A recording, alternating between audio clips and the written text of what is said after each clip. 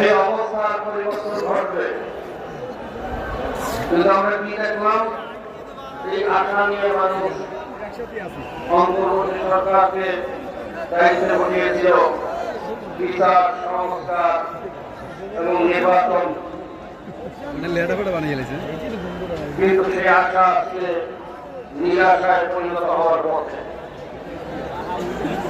Doctor Yunus সাহেব আমাদের মহল্লার মানুষকে বলেছেন, হুজুর কাজ কিভাবে করবো, যখনই কোনো কাজ করতে যাই বিশেষ করে তোমাদের নামে বলেছিল তারা পাহাড়ের মতো বাধা হয়ে দাঁড়ায়, সামনে অগ্রসর করতে পারি না।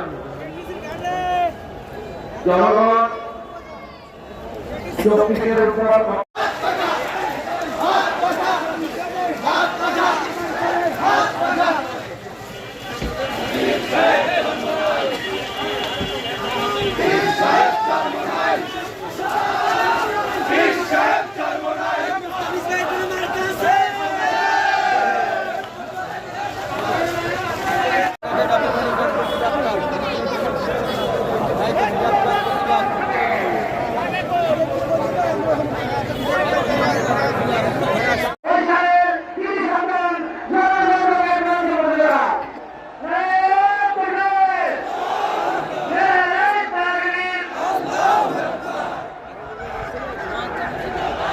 আসসালামু আলাইকুম ওয়া রাহমাতুল্লাহি ওয়া বারাকাতুহু।